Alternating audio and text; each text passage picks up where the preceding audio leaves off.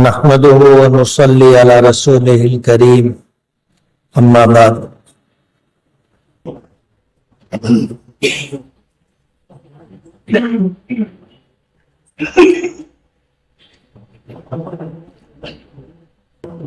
صدر محترم، علماء کرام، مفتیان اعظام اور حاضرین مجلس، آج الحمدللہ ہم لوگ ایک امام کی 25 سالہ مستقل مزاجی کے ساتھ امامت کرنے پر ان کے استقبال کے لیے جمع ہو۔ 25 سال کم نہیں ہوتے۔ کسی نے کہا ہے نا کہ یہ دن 2 دن کی بات نہیں، یہ ربع صدی کا قصہ ہے۔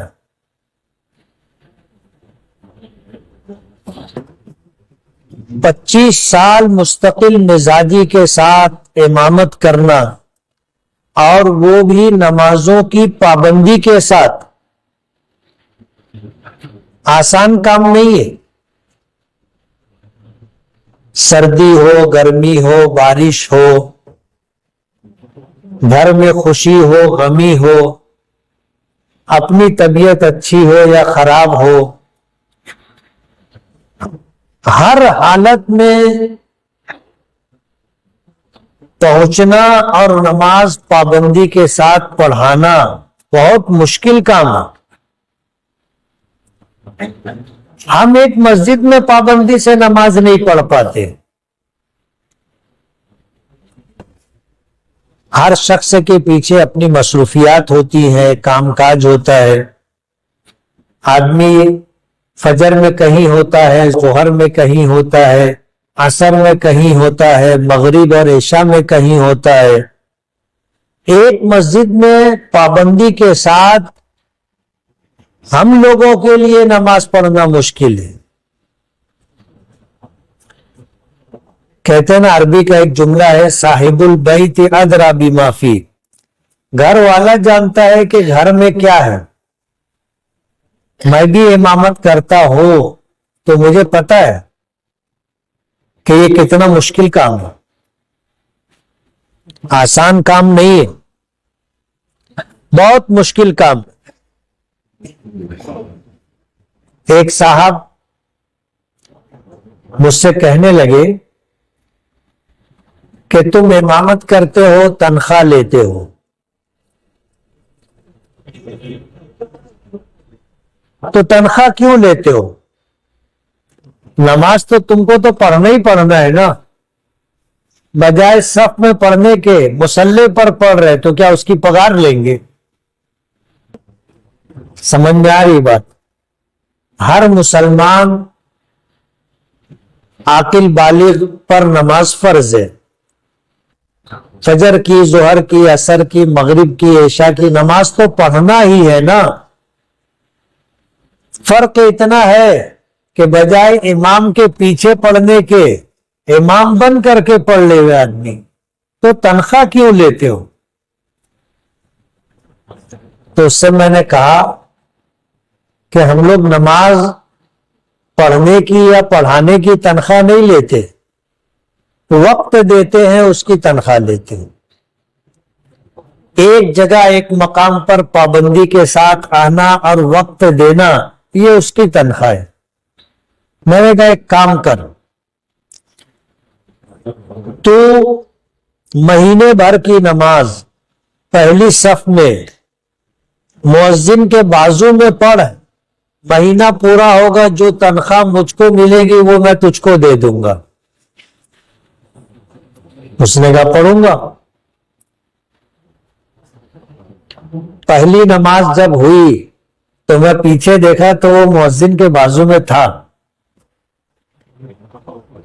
دوسری نماز میں دیکھا تو وہ مؤذن کے بازو میں نہیں، بازو کے بازو میں تھا۔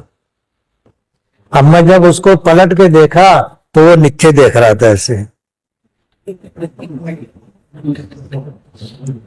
تیسری نماز میں وہ پہلی صف میں ہی نہیں تھا، تو میں نے دیکھا کہ ہے کہ نہیں ہے، تو وہ دکھا دوسری صف میں تھا۔ اب جامع مسجد میں ایسا ہے کہ امام صاحب مدرسے میں سے آتے، دروازہ ہے، دروازے میں سے آتے، اپنا نماز پڑھائے ادھر سے نکل جاتے۔ اب جو لوگ صف میں رہتے ہیں وہ پھنس جاتے کہ پیچھے جن کی رکعتیں چھوٹ جاتی ہیں وہ لوگ نماز پڑھتے رہتے ہیں۔ تو میں نے نماز پڑھ کے ایسے نکل کے جا کے صحن میں کھڑا تھا، اور میں دیکھ رہا تھا کہ یہ ابھی ملے تو بات کروں۔ وہ آیا تو میرے بولنے سے پہلے ہی بولنے لگ گیا، بولے بہت مشکل کام ہے مفتی صاحب۔ بولے مطلب؟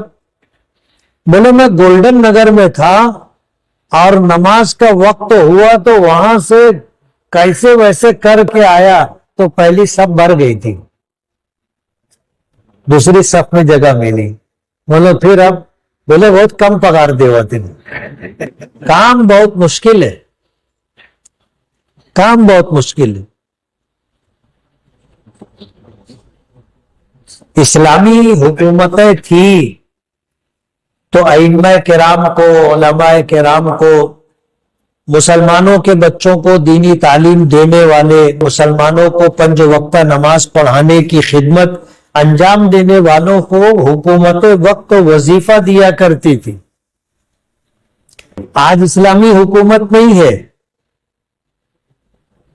نماز کا نظام قائم رہے اس کے لیے تنخواہ دی جاتی اور دینی چاہیے، اور اچھی تنخواہ دینی چاہیے۔ تو مستقل مزاجی کے ساتھ امامت کرنا مشکل کام ہے۔ جب مدرسوں کا جلسہ ہوتا ہے اور جہاں بچے عالم بن کر کے جن مدرسوں سے نکلتے ہیں، ہم لوگ ان سے بات کرتے ہیں تو ان کو ترغیب دیتے امامت کرنا، اور امامت اس لیے کرنا کہ امامت کرو گے تو نماز کی پابندی ہوگی اور تکبیر اولیٰ کے ساتھ نماز ملے گی، اور جتنے لوگ تمہاری اقتداء میں نماز پڑھیں گے سب کو اللہ پاک نماز پڑھنے پر جتنا اجر دیں گے اتنا ہی اجر تم کو ملے گا۔ تمہاری اپنی نماز کا الگ ثواب، اور پوری مسجد کے جتنے مصلی ہیں سب کو مجموعی طور پر جتنا ثواب ملے گا اتنا ثواب اللہ پاک تم کو مزید عطا کریں گے، اور اتنا ہی ثواب اللہ پاک مؤذن کو بھی دیتے۔ وجہ اس کی یہ ہے کہ اس کی اذان پر تم آئے ہو نماز پڑھنے کے لیے، اور نماز پڑھ رہے ہو تو امام کی اقتداء میں نماز پڑھ رہے ہو، پیچھے اس امام کے، تو امامت کا اجر و ثواب بہت زیادہ ہے، اور یہ مقام نبوت ہے، لفظی معنی مقام کے کہ یہ نبی کے کھڑے ہونے کی جگہ ہے۔ جب تک نبی اپنی امت کے درمیان موجود ہو امامت وہی کرتا ہے، نبی کی موجودگی میں کوئی دوسرا امامت کے لیے مصلی پر نہیں کھڑا ہو سکتا۔ یہ نبی کی ذمہ داری ہے، اور نبی کو اللہ پاک نے یہ مقام عطا کیا ہے۔ سرکار دو عالم صلی اللہ علیہ وسلم ہمارے درمیان نہیں رہے، لیکن نمازوں کا باجماعت نظام قائم رہے اس کے لیے باجماعت نماز کی ترتیب بنائی کہ ایک امام ہوگا باقی سب مقتدی ہوں گے۔ تو یہ بہت بڑی ذمہ داری ہے، ہم لوگ فارغ ہونے والے اپنے بچوں کو اس کی ترغیب دیتے امامت کرنا، اور امامت کرنے کی وجہ سے اللہ پاک بہت سارے گناہوں سے بچاتا ہے، لغویات سے بچاتا ہے، فضول کاموں سے بچاتا ہے۔ وجہ اس کی یہ ہے کہ امام کو لوگ ایسا دیکھتے ہیں جیسے کنواری لڑکی کو دیکھتے، کدھر جا رہی، کدھر دیکھ رہی، کس سے بات کر رہی، کہاں کھڑی ہے، کھڑکی میں کیوں ہے, دروازے پہ کیوں کھڑی ہے, ایسی امام کو بھی دیکھتے نا. امام اگر کہیں بیٹھے ہوئے دکھ جائے ہوٹل پہ, بولے ہوٹل پہ بیٹھا تھے, حد ہو گئی. خریدی کرنے کے لیے اگر سبزی مارکیٹ میں چلے جائے تو بولے ان کے گھر میں کوئی دوسرا نہیں ہے کا, ترکاری لے جاتے.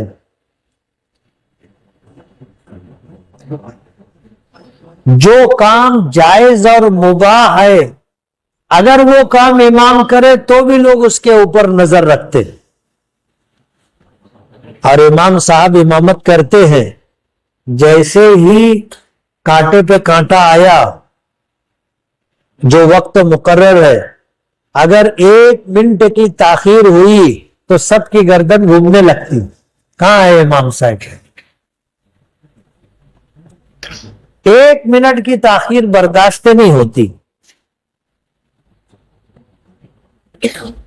ہماری جامع مسجد میں ایک حاجی صاحب تھے, انتقال ہو گیا, اللہ ان کی مغفرت فرمائے, درجات بلند فرمائے. بہت مزور تھے, بہت مزور تھے. ایک مرتبہ اتفاق سے ایسا ہوا کہ مسجد میں جو گھڑی تھی وہ اور مدرسے میں جو گھڑی تھی اس میں ٹائم میں 3 منٹ کا فرق تھا. مدرسے کی گھڑی 3 منٹ پیچھے تھی. اب میں اندر کی گھڑی دیکھ کر کے تھوڑا 1-2 منٹ اور لیٹ ہو گیا. اندر جیسے ہی میں دروازے میں داخل ہوا تو حاجی صاحب وہی دروازے سے لگ کے بیٹھتے تھے. وہ بولنے لگے اب آئے پہلوان اکھاڑے میں. میں حیران ہو گیا, مگر کیا بولے یہ, سمجھ نہیں پایا. لیکن جب میں مصلی پہ پہنچا اور ایسے دیکھا تو گھڑی دیکھ کے اندازہ ہو گیا کہ یار میں 5 منٹ لیٹ آیا. تو ان کا جملہ تھا اب آئے پہلوان اکھاڑے میں. اب پہلی مرتبہ انہوں نے ٹوکا تھا, ایک بات کہی تھی, روکنا ضروری تھا. نہیں روکیں گے تو پھر جس کو دیکھو وہ بولنے لگ جائے گا نا. تو میں سلام پھیرا. سلام پھیرنے کے بعد میں نے کہا کہ بھائی نماز با جماعت کا مسئلہ یہ ہے کہ امام جب مسجد میں آئے گا تب جماعت کھڑی ہوگی. یہ گھڑی تو آج آ گئی نا, حضور کے زمانے میں کہاں گھڑی تھی. آپ کا معمول اور عادت شریفہ یہ تھی کہ آپ اپنے حجرے میں, حضور کا حجرہ مبارک مسجد کی دیوار سے لگ کر کے تھا, دروازہ کھلتا تھا تو اس طرف حجرہ اس طرف مسجد. تو حضور جب آتے تھے تو حضرت بلال دروازے پہ ایسے نظر رکھے رہتے تھے. جیسے ہی دروازہ کھلتا حضرت بلال کھڑے ہوتے, اقامت شروع کرتے, حضور مصلی پر آ کر کے نماز پڑھانا شروع کرتے تھے.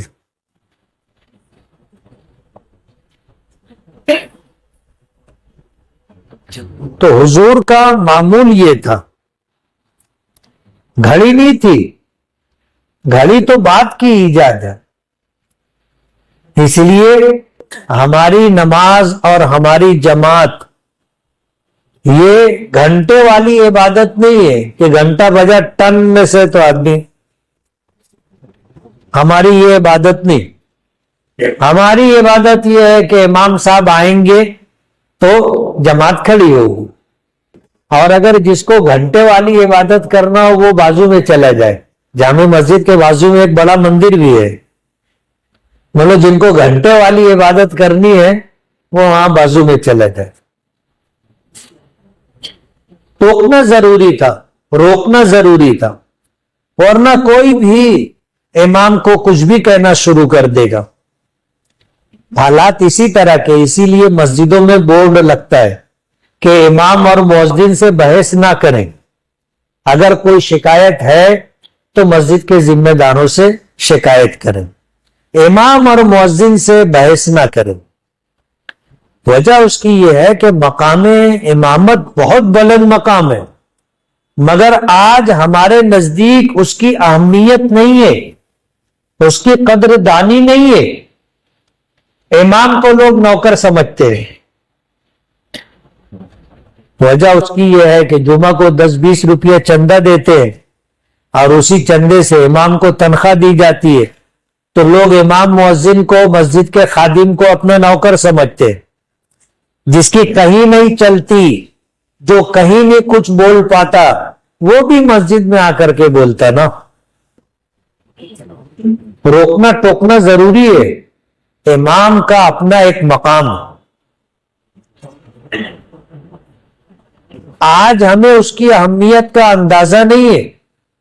کل قیامت کے دن جب اماموں کو نوازا جائے گا، مؤذنوں کو نوازا جائے گا، اور اللہ پاک کی عطا و بخشش جب لوگ دیکھیں گے تو رشک کریں گے کہ کاش ہم بھی دنیا میں امامت کرتے، ہم بھی مؤذن بن کر کے اذان دیتے اور زندگی ہماری گزرتی تو اسی طرح نوازا جاتا۔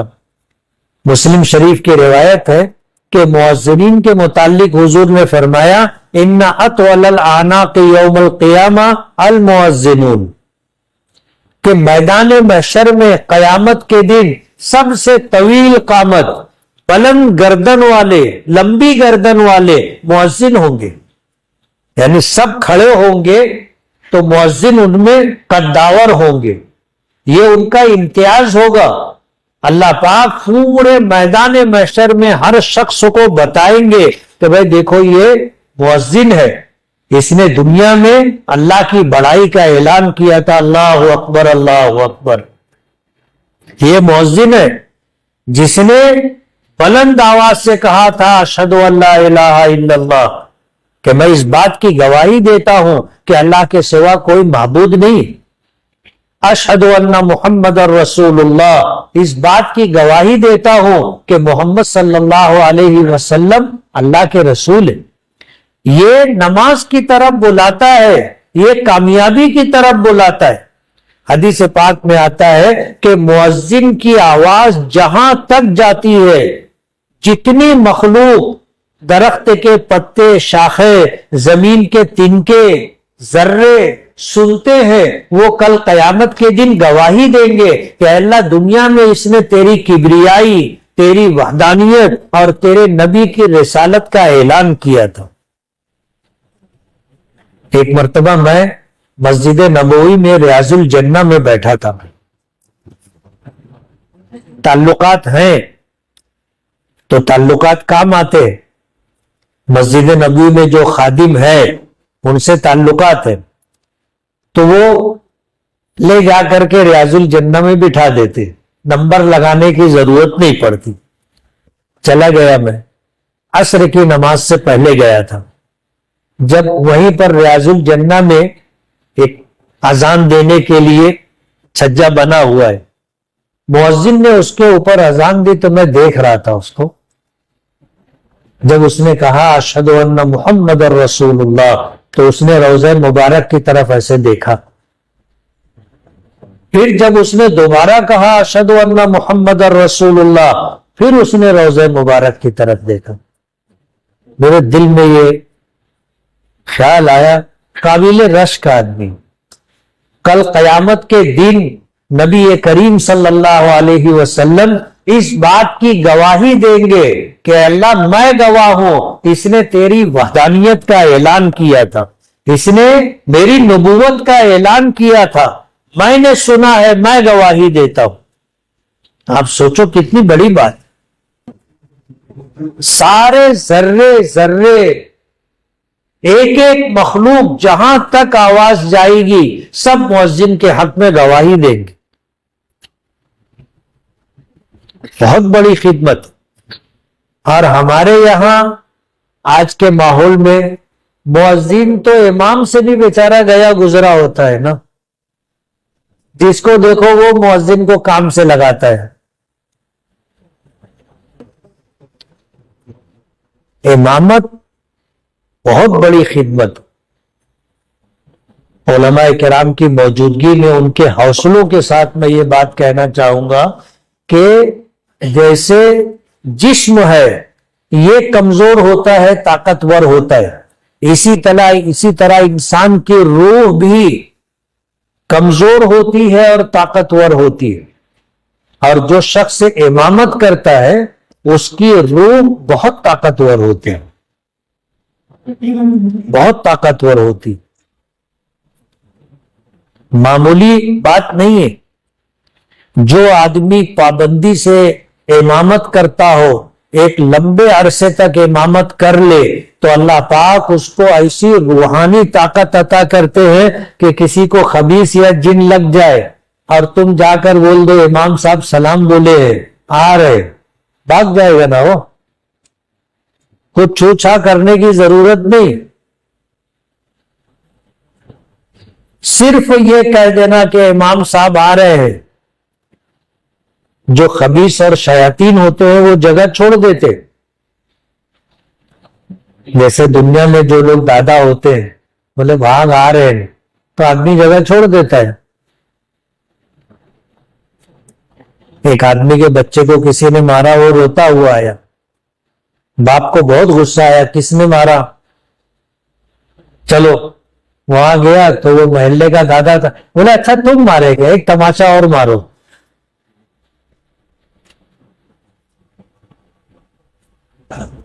یہ حالت ہوتی. ایک راجا تھا، اس کی بیٹی جنگل میں شکار پر گئی، اور جنگلات اور پہاڑ جنات و شیاطین کے رہنے کے مقامات ہیں. حدیث پاک میں آتا ہے جب شام ہوتی ہے تو وہ پہاڑوں سے اتر کے جنگلات سے نکل کر بستی کا رخ کرتے، اور جب بستی میں داخل ہوتے ہیں تو جس گھر کا دروازہ کھلا ہوتا ہے وہ گھر میں چلے جاتے، اور رات گھر کے اندر گزارتے. وہ ہمارا کھانا بھی کھاتے، ہماری چیزوں کو استعمال بھی کرتے. کبھی آپ کو تجربہ ہوا ہوگا کہ کوئی سامان تم نے کہیں پر رکھا اور بعد میں جب دیکھے تو سامان وہاں پر نہیں. اب گھر والوں سے پوچھا طے اٹھایا؟ بولے نہیں. طے اٹھائے؟ نہیں. طے دیکھے؟ نہیں. گھر کے کسی شخص کو معلوم نہیں ہوتا، لیکن وہ چیز اس جگہ پہ نہیں رہتی. یہ حرکت ان جنات و شیاطین کی ہوتی ہے جو ہمارے گھروں میں آ جاتے. وہ ہماری چیزوں کو برتتے ہیں، استعمال کرتے. تو جنات و شیاطین کے رہنے کی جگہ جنگلات اور پہاڑ ہیں. یہ شہزادی شکار پر گئی تھی، وہاں سے اس کو خبیث لگ گیا، شیطان لگ گیا.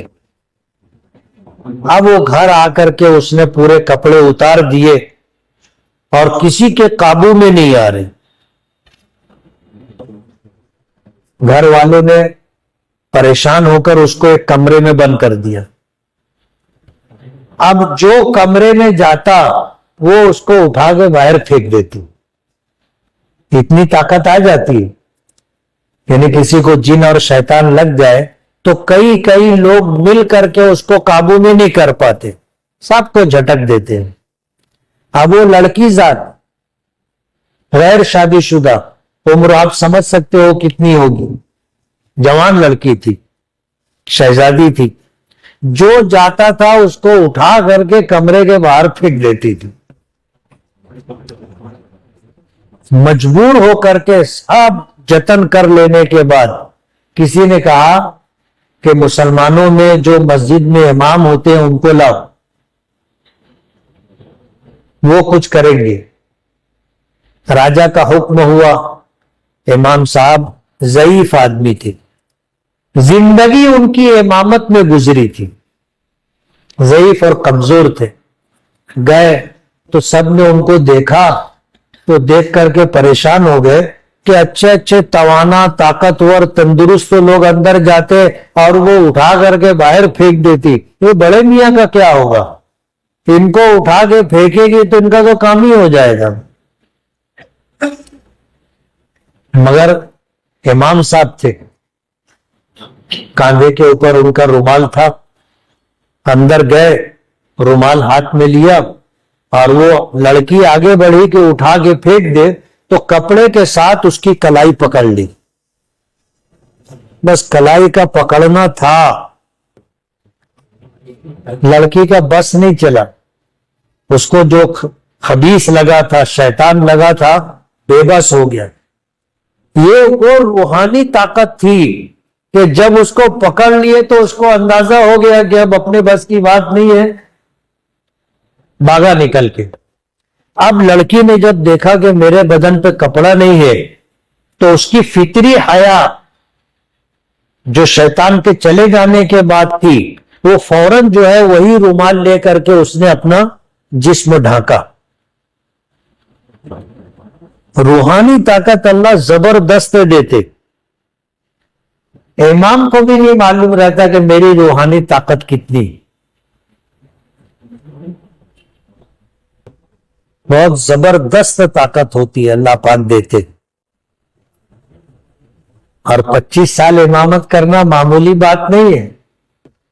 امام صاحب جب سے مدرسہ اسلامیہ سے فارغ ہوئے اس وقت سے امامت کر رہے. سلام سیٹ بیٹھے ہیں. میرا یہاں آنا جانا تھا, جب تک تھوڑا بہت وقت مل جاتا تھا میں آتا تھا. ان کے بڑے بھائی تھے حاجی شکیل احمد, انتقال ہو گیا, اللہ ان کی مغفرت فرمائے. دونوں بھائیوں سے میرا بہت اچھا تعلق تھا. بازو کا ہوٹل ان کا تھا تو میرا آنا جانا رہتا تھا. جب یہ مسجد چھوٹی تھی جب سے, تو میرے سامنے یہ امامت پر لگے. اور جب اس پروگرام کی مجھے خبر ملی تو میں بھی حیران ہو گیا کہ 25 سال ہو گئے. دن گزرتے دیر نہیں لگتی. صبح ہوتی ہے, شام ہوتی ہے, عمر یوں ہی تمام ہوتی. آج 25 سال ہو گئے, اور 25 سال استقامت کے ساتھ امامت کرنا, پابندی کے ساتھ امامت کرنا بہت بڑی بات ہے, بہت بڑی بات. فجر کی نماز میں بھی آتے نا, ہم سے تو اب پابندی نہیں ہوتی. فجر کی نماز میں بھی آتے, رہتے کہاں فجر میں یہاں آتے.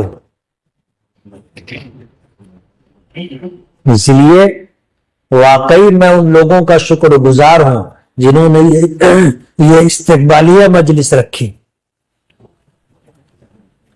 استقامت کے معنی آتے ہیں دین پر, خیر کے کاموں پر, نیکی کے کاموں پر, اور مقصد حیات پر مشکلات کے باوجود ثابت قدم رہنا. ظاہر بات ہے 25 سال میں کتنے حالات آئے ہوں گے, موسم کی سختی, گرمی, بارش, طبیعت کی خرابی, گھریلو مصروفیات, بیوی بچے ان کی بیماری آرامی, ماں باپ ان کی بیماری آرامی, دوسرے دنیا بھر کے کام, اس کے ساتھ امامت کرنا, اور اتنی دور آ کر کے امامت کرنا مشکل کا. اللہ ان لوگوں کو جزائے خیر دے جنہوں نے یہ پروگرام رکھا ہے. ابھی مفتی عامر صاحب نے جو بات کہی کہ ہم لوگوں کے لیے تنقید کرنا, تنقیص کرنا بہت آسان ہے. کسی کے بارے میں کوئی کمی کوتاہی دیکھ لی, بولنا چالو کر دیتے نا, تنقید اور تنقیص کرنے لگ جاتے. لیکن کسی کی اچھائی دیکھ کر کے ہم لوگ اس کا اکرام, اس کا احترام, اس کی حوصلہ افزائی نہیں کرتے, بس دیکھتے اور چلے جاتے. کل ہماری جامع مسجد میں ایک واقعہ پیش آیا. ایک عورت دروازے پر آئی, پوچھا مؤذن صاحب, لوگوں نے پوچھا کیا کام ہے, بولے مؤذن صاحب سے کام ہے. مؤذن صاحب گئے تو اس عورت نے 5,000 روپیہ نکالا اور مؤذن کو دیا, اور کہا کہ مسجد میں مؤذن کتنے ہیں, بولے 4. بولے تم لوگ چاروں آپس میں تقسیم کر لینا. 5,000 روپیہ دی. پھر اس نے 5,000 روپیہ اور دیا اور یہ کہا کہ یہ امام صاحب کو دے دینا. میں درس کے لیے پہنچا عشاء کی نماز میں، تو مؤذن صاحب آئے، انہوں نے پہلے 5,000 نکالا اور بتایا کہ ایک عورت آئی تھی، اس نے دیا ہے، اور یہ کہہ کے دیا کہ تم مؤذن لوگ آپس میں تقسیم کر لینا. بولے یہ 5,000 روپیہ اور دیا، بولے امام صاحب کو دے دینا. بولے امام صاحب بھی تو 4 ہے نا، میں امام ہوں، مولانا نعیم الظفر امام ہے، مولانا نعیم الظفر کا بیٹا ندیم الظفر امام ہے، میرا بیٹا عبید الرحمان امام ہے. بولو 4 ہم لوگ بھی ہے، ہم لوگ بھی چاروں بانٹ لیں گے. میں 1986 سے امامت کر رہا، پہلی مرتبہ کسی نے ہدیہ دیا ہے، سمجھ رہے ہو؟ پہلی مرتبہ کسی نے دیا. حالانکہ بہت زمانہ ہو گیا میں تنخواہ لینا بند کر دیا، نہیں لیتا تنخواہ، لیکن لوگ امام کو، مؤذن کو، علماء کو، حفاظ کرام کو کچھ لینے دینے کا معمول نہیں ہے، خالی بات دیکھتے رہتے، اور جہاں کچھ کمی دیکھی کہ بس اعتراض چالو کر دیتے. لیکن ان کی اچھائی دیکھ کر کے ان کی حوصلہ افزائی کرنا چاہیے. ہم لوگوں کی عادت نہیں. میں برہان پور گیا تھا، وہاں کی شاہی مسجد ہے، اور جب بادشاہت تھی تو امام کو وظیفہ بھی ملتا تھا اور لوگ امام کو ہدیہ بھی دیا کرتے تھے. تو وہ سلسلہ باقی ہے. میں نے وہاں جمعہ کی نماز پڑھی تو میں دیکھا کہ امام صاحب کھڑے ہیں اور سب آ کر کے مصافحہ کرتے، تو کوئی 10 روپیہ، کوئی 20 روپیہ، کوئی 100 روپیہ، کوئی 500 روپیہ وہ دیتے. بازو میں ایک آدمی رومال لے کے کھڑا رہتا، امام صاحب لیتے ہو رومال میں ڈالتے. میں دیکھ رہا تھا، امام صاحب میرے دوست تھے اور شاہی امام کے خاندان سے تعلق ہے، تو وہ نسل در نسل امامت چل رہی ہے. تو جب نماز سب ختم ہو گئی اور جو کچھ ہونا تھا ہو گیا، تو میں گیا، میں نے جا کے رومال پکڑ لیا. تو وہ ہنسنے لگے. میں نے کہا یہ ہر جمعہ کا معمول ہے؟ کہ بولے ہاں ہر جمعہ کا معمول ہے. لوگ امام کا اس طرح اکرام کرتے، حوصلہ افزائی کرتے. ہمارے یہاں یہ معمول نہیں ہے، امام کو کوئی پوچھتا بھی نہیں نا. ہم لوگوں کو اپنا رویہ بدلنا چاہیے. ابھی عید آئے گی، آپ اپنے گھر والوں کا اپنا کپڑا بناؤ گے، امام صاحب کو بھی 1 جوڑا 2 جوڑا کپڑا دو. کتنے کا ملتا ہے 1 جوڑا کپڑا؟ 1500 کا. کیا سال میں آپ ایک مرتبہ امام صاحب کو 1-2 جوڑے کپڑے نہیں دے سکتے؟ اپنے لیے آپ نے جوتا خریدا، امام کے لیے نہیں خرید سکتے. اپنے لیے آپ نے کوئی چیز خریدی، امام کے لیے نہیں لے سکتے. امام کو آپ ہدیہ دو. امام جتنا مطمئن ہوگا نماز اتنی اچھی پڑھے گا اور پڑھائے گا. اور اگر امام کی بیوی بیمار ہے اور امام کے پاس پیسہ نہیں ہے، وہ بیچارہ امامت کرے گا لیکن دل مطمئن نہیں رہے گا، پرسکون نہیں رہے گا. اس کی طبیعت اسی طرح لگی رہے گی کہ ابھی کیسے لے کے جانا ہے ہاسپٹل، ابھی ڈاکٹر کی فیس، میڈیکل کا خرچہ. امام کشم میں رہتا ہے. اور یہ بات میں اس لیے بول رہا ہوں کہ جب میں نے امامت شروع کی تھی میں بھی بہت غریب تھا اس وقت کی نماز میں، اور جب اللہ نے مجھے خوشحالی دے دی تو بعد کی نماز میں نے بہت لمبا فرق محسوس کیا نا. کوئی ٹینشن نہیں، نہ کسی کا قرضہ، نہ گھریلو ضروریات میں کوئی پریشانی. اللہ نے نوازا ہے، سب ضرورت پوری ہو جاتی. تو نماز میں دل بھی لگتا، من بھی لگتا. اور اگر آدمی مقروض ہو، آدمی پریشان ہو، مصیبت میں ہو، بیماری میں ہو اور انتظام نہ ہو تو اس کا دل بے چین رہتا ہے. اس لیے امام کو اچھی تنخواہ دینی چاہیے اور مصلیوں کو بھی امام کا خیال رکھنا چاہیے. رکھیں گے؟ میں میرے لیے نہیں مانگ رہا، میں اپنے لیے نہیں مانگ رہا، اللہ نے نواز دیا الحمدللہ. شہر میں جتنے امام ہیں، مؤذن ہیں، میں ان کے متعلق بات کر رہا ہوں. کل میں نے اخبار میں ایک اعلان دیا، ہم جو ہے ایک ٹرسٹ ہے، اس کے زیر اہتمام ہم غریبوں کے علاج میں مدد کرتے اور میری سرپرستی میں وہ چلتا ہے.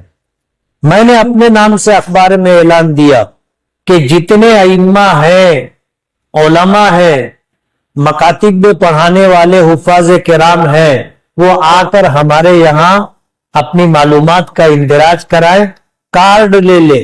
ان کے گھر ڈیلیوری کا مسئلہ ہو، کوئی بیمار ہو، ان کا علاج ہم فری میں کروا کے دیں گے. مشورے کے بعد میں نے کل اعلان کروایا، آج کے اخبار میں آیا ہے. پتہ نہیں کتنے لوگوں نے دیکھا آپ لوگوں نے.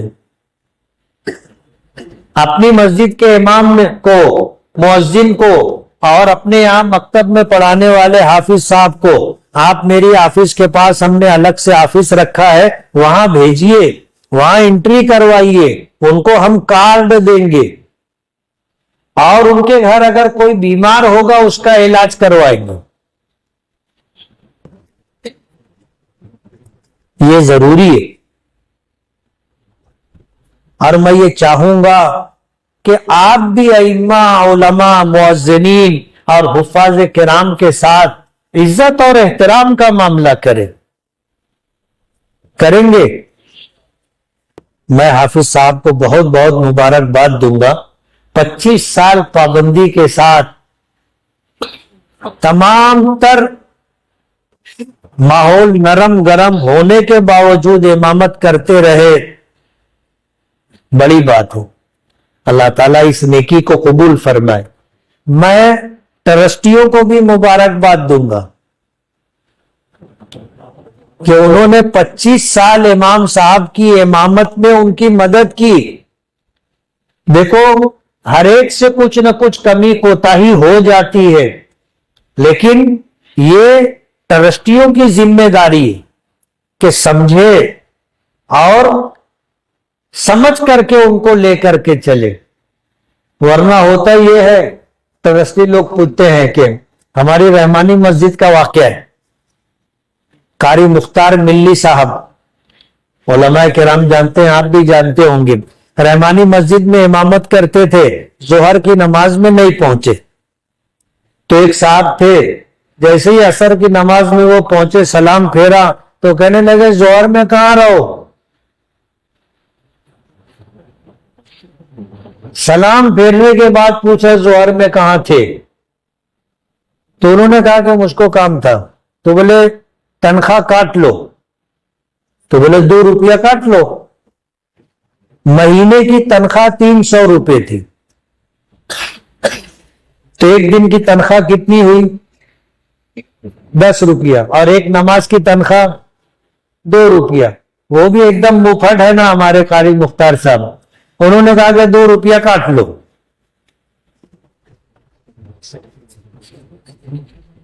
اس لیے میں ٹرسٹیوں کو بھی مبارکباد دوں گا کہ آپ امام صاحب کو 25 سال سے لے کے چل رہے ہو اور اکرام اور احترام کے ساتھ لے کر کے چل رہے ہو. اللہ آپ کو اگر کسی مسجد کا ذمہ دار بنائے تو آپ بھی امام صاحب کا خیال کریں گے نا. اس لیے امام صاحب کو بھی مبارکباد اور مسجد کے انتظامیہ، کمیٹی، ٹرسٹیان، مسجد کے دیکھ ریکھ کرنے والے احباب، سب کو مبارکباد. آپ کا بھی دل بڑا ہے، آپ بھی جو ہے نبھاتے چل رہے ہیں. اللہ آپ کی بھی اس نیکی کو قبول فرمائے. وآخر دعوانا ان الحمدللہ رب العالمین. اور میں حضرت مفتی صاحب کی توجہ چاہوں گا کہ اصل بڑا انعام جو ہے وہ میں نے روک کر رکھا ہے تاکہ اخیر میں مفتی کی خدمت میں ایک سپاس نامہ بھی سید اعظم مفتی صاحب کے ہاتھ میں دے دیجیے. ایک شال، ایک جوڑا، ایک لفافہ ادارے کی جانب سے حاجی ریاض صاحب عرب والے صدر محترم وہ بھی تشریف لے آئے. امام صاحب کی خدمت میں یہ سارے تحفے تحائف پیش کیے جا رہے ہیں. حضرت مولانا خالد رشیدی صاحب کے تشریف لے آئے. ان سے درخواست کروں گا حاجی صاحب تشریف لائے. حاجی خورشید صاحب، حاجی عبدالسلام صاحب تشریف لائے، مولانا نعیم الرحمان صاحب. وقت تو مختصر ہے، سارے حضرات شرکت فرما لیں اور تمام تحفے تحائف امام صاحب کو دے دیں. آل انڈیا تفسیر و حدیث کے مسابقے کے ذمہ داران آ جائیں، ان کی جانب سے امام صاحب کو عبایا پہنایا جائے.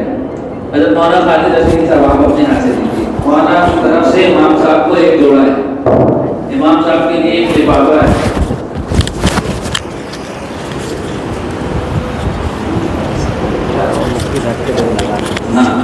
اسی طرح امام صاحب کے ساتھ مدرسہ اسلامیہ میں جن لوگوں نے تعلیم حاصل کی ان کے احباب نے، گلشن جمالی کے احباب مولانا عبد الماجد رشیدی صاحب اور دیگر ان کے احباب تشریف لے آئے. ان کی جانب سے امام صاحب کا استقبال کیا جائے. مدرسہ اسلامیہ میں جن حضرات نے ان کے ساتھ تعلیم حاصل کی.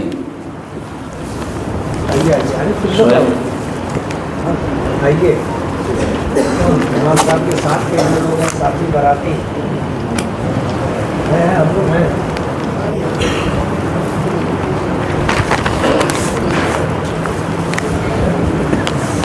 ماشاء اللہ.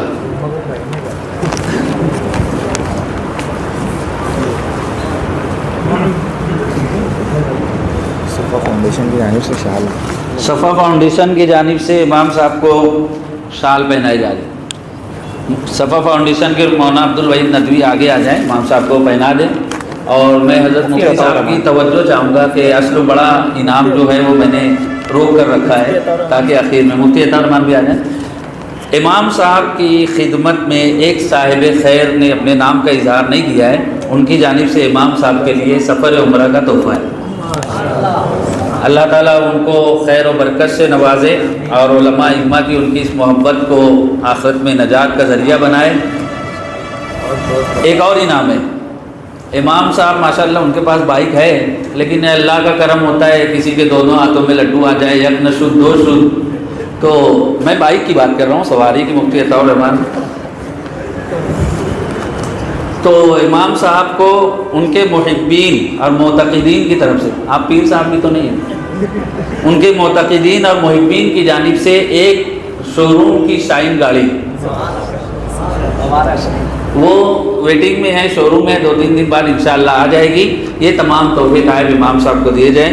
میں دعا کرتا ہوں کہ اللہ تعالیٰ تمام معاونین، مخلصین، منتظمین کو جزائے خیر عطا فرمائے. سب سے پہلے رب کا شکریہ، پھر سب کا شکریہ. مفتی صاحب سے میں درخواست کروں گا دعا فرمائیں اور اسی پر یہ تقریب مکمل ہوگی انشاءاللہ. مولانا انیس، مولانا انیس کا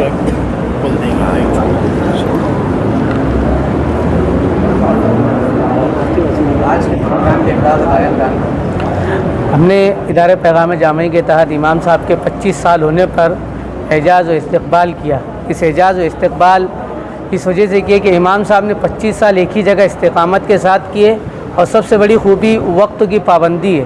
اور اس 25 سال کے اندر انہوں نے جو فجر کی پابندی کی ہے، میں ان کو بچپنے سے دیکھ رہا ہوں کہ فجر میں ادھر فارمیسی سے آنے کے وقت کیچڑ وغیرہ ہوتا تھا، یہ جعفر نگر سے ہوتے ہوئے درے گاؤں کا برج پاس کر کے آسمہ مسجد میں فجر کی نماز میں آتے تھے. آج کے اس دور میں اگر کسی کو گاڑی دے کر فجر میں بھیجے تو وہ معذرت کر لیتا ہے. تو اسی کے لیے ہم لوگوں نے آج امام صاحب کا 25 سالہ استقبال کیا، جس میں شال، ٹرافی اور محبین و معتقدین اور ادارے پیغام جامعی کے زیر اشتراک شاہین گاڑی تھی اور ایک صاحب خیر کی جانب سے عمرے کا اعلان کیا جا رہا ہے. مولا میرے مولا، مولا میرے مولا،